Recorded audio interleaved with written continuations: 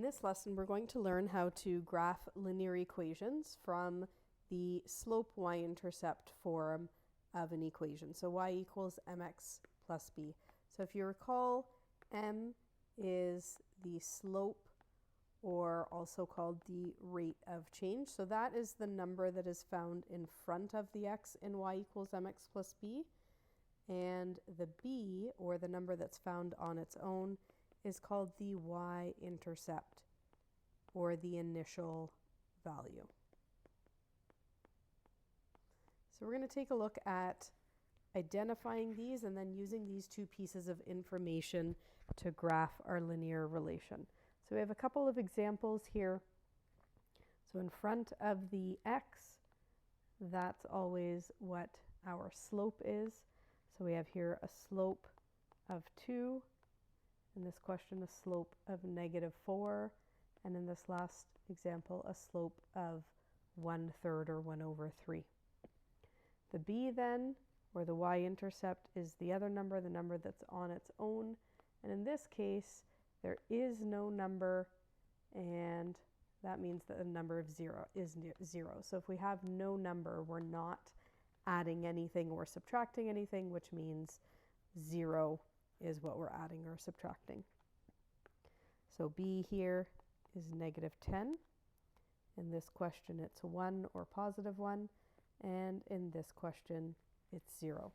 So these are the two pieces of information we're going to need to graph. Our steps are going to be that we start with the y-intercept. This is a specific location. So remember, this is where our graph is going to touch the y-axis. So whatever the number is for the y-intercept, we're going to go along the y-axis until we get that number and then plot that point. So that is an actual location. The slope, or the rise or run, is not a location. It tells us the direction that a graph is moving in. So if it is a positive slope, then it is moving up as we move left to right. And if it's a negative slope, it's moving down as we move left and right. We'll take a look at a couple special cases as well for this. But otherwise, the number just signifies to us the steepness of our graph, but it could be found anywhere. So the y-intercept is a specific location. So once we find the y-intercept and plot it, we are then going to use the slope, or the rise over the run, to find the next 2 points. So from the y-intercept, we are going to move up if it's positive, whatever number the rise is, or down if it's negative. Then we are going to move the run. So we're going to move to the right, whatever the run is, and that is going to be our point, which we'll plot. So let's come back to these examples where we identified that 2, -4, and 1/3 are our slopes. So let's figure out what a rise over run is then. So I know that 2 divided by something is equal to 2. So my slope is 2, but my rise over run is 2 over something. So the number I would divide by to make this true is 1. So my rise is 2, my run is 1. So anytime we have a slope which is a whole number, our run is always going to be 1, because anything divided by 1 is going to be itself. So the next question has that as well, -4, so it means my rise is -4, my run is 1. And the last question has a fraction, so we have a rise and a run already given to us.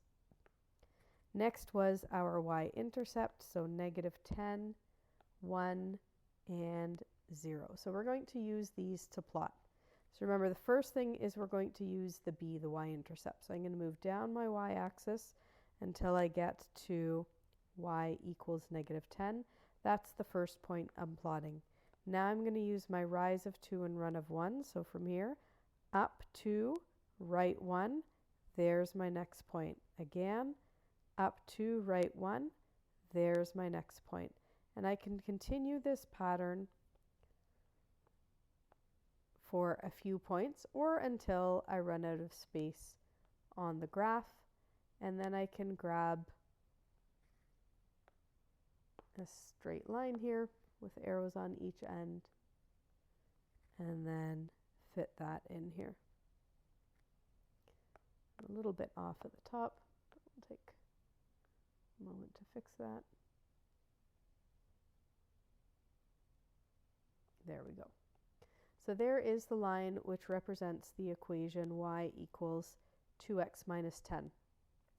The next one, we have a y-intercept of 1, so along the y-axis until 1, or positive 1, and then we're going to use our slope of negative 4, or down 4, and to the right 1. And we'll do it again, down 4 to the right 1, and looks like you can fit one more on.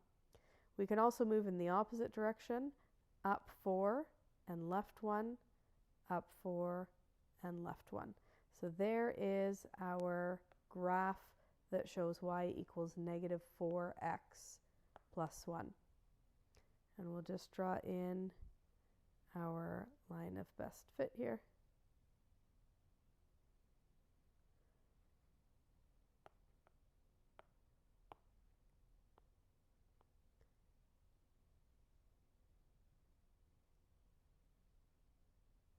Okay, there we go. So last question then here is y equals 1 over 3x plus 0. So our starting point is right over here at the origin, 0, 0. And we're going to use up 1, right 3 to get to our next point. And we can move in the opposite direction as well, down and to the right. So down 1 to the right 3. So here is our graph that shows y equals 1/3 x.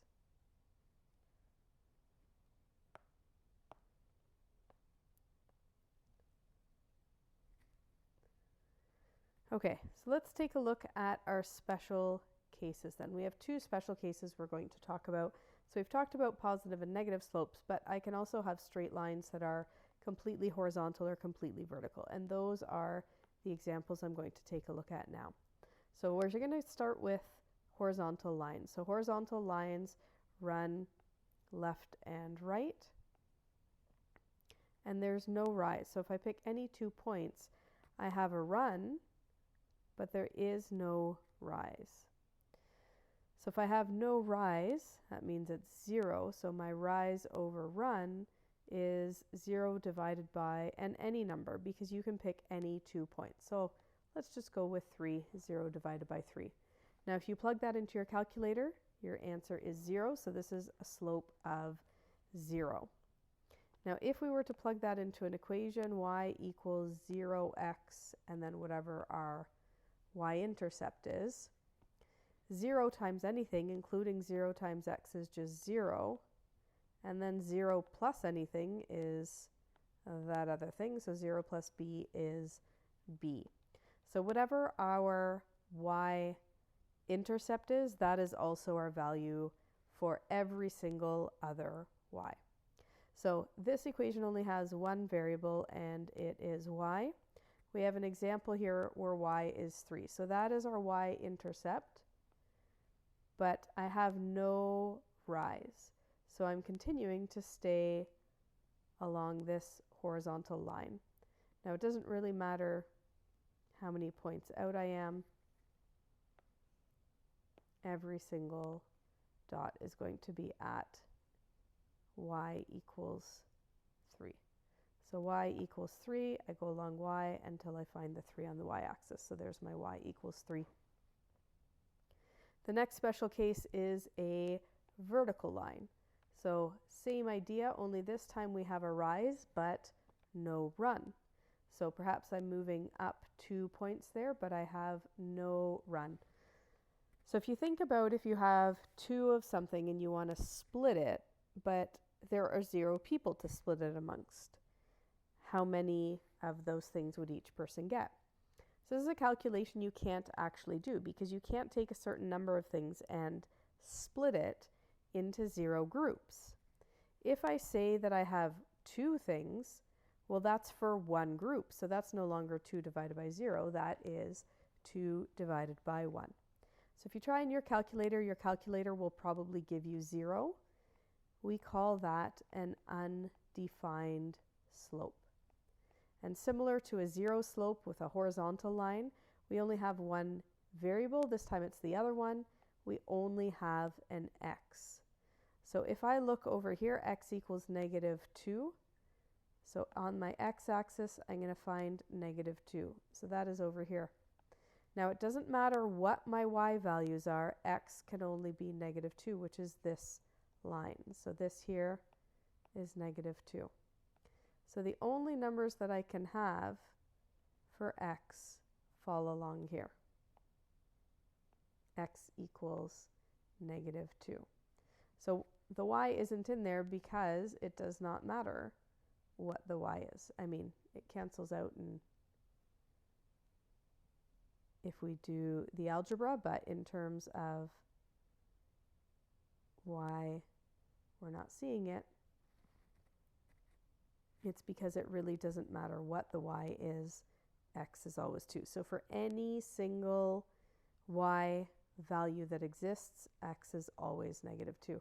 So every single point has a -2 in the x. And we can have all different numbers here. Okay, let's take a look at a few tables of values and calculating our y value to be able to fill in our table and then plot our points. So I've just put some x values in here. So for the first one, I have -1, 0, 1, 2. I've taken this equation and rewritten it. Instead of writing x, I've written brackets, and I'm going to substitute in my value for x. So in this case, 2 times -1 plus y minus 5 equals 0. Now the -2 and the -5, they're both numbers that can be put together. So -5 take away 2 is -7. And now I want to try to get the 7 on its own. I'm subtracting 7 from it. The opposite is going to be to add 7 to the other side. So 0 plus 7 is equal to 7. So when x is equal to -1, our y is equal to 7. Next one will pop in a 0, so 0 plus y minus 5 equals 0. Adding 0 doesn't do anything, so we have y minus 5. We're going to want to add that to the other side to move it. 0 plus 5 is 5. So when x is 0, y is 5. And we'll do this also with an x of 1 and an x of 2. So 2 times 1 is 2, plus y minus 5 equals 0. 2 minus 5 is equal to -3. And adding 3 to the other side, 0 plus 3 is equal to 3. So when x is equal to 1, y is equal to 3. Now our last one here is 2 times 2, which is 4, plus y minus 5 equals 0. 4 minus 5 is -1, so y minus 1 equals 0. And this subtraction of 1 is going to become an addition when we move it over. So y equals 0 plus 1, which is just 1. So when x equals 2, y equals 1. Whoops, that was wrong. It was 2, 2, so 1. There we go. That is better. Okay, and then once again we can pop in our line to show our slope.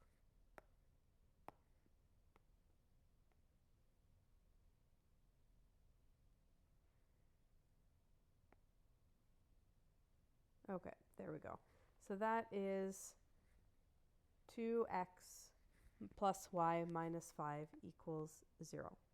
So we'll do one more question together.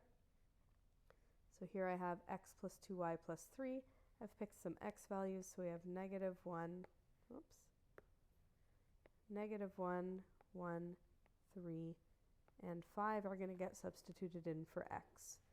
So 2y plus 3 minus 1. 3 minus 1 is 2.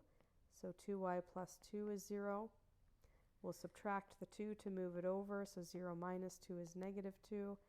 And we're going to divide both the 2y and the -2 by 0. That's going to leave us with just y. And -2 divided by 2 is -1. So So in this case, we have 2y plus 3 plus 1, so plus 4. We will move that over to the other side. 2y equals negative 4. And now we divide by 2. Y equals negative 2. Okay, so we have negative 1 and negative 1. We have 1 and 2. Oops, sorry. 1 and negative 2. There we go. The next one is x is 3, so we have 2y and we have plus 3 plus 3, which is plus 6. So 2y is negative 6, and then we want to divide by 2. Y equals negative 3. So when x is equal to 3, y is equal to negative 3. And then last one, x is equal to 5. So 5 plus 2y plus 3 equals 0. 2y, we have 5 plus 3, so that's 8. I'm going to move the 8 over so it becomes a negative, and then divide by 2, so y is negative 4. So when x is equal to 5, y is equal to negative 4. And I'll just quickly draw in my line here. There we go. So that is the graph that represents x plus 2y plus 3 equals 0. So quick recap with y equals mx plus b. The number in front of x is our slope. The number by itself is the y-intercept. If there's nothing written for the y-intercept, it's 0. So plus 0, we don't have to write that. And our starting point is always going to be our y-intercept. And then after that, we'll use our rise and run from slope to find the rest of the points.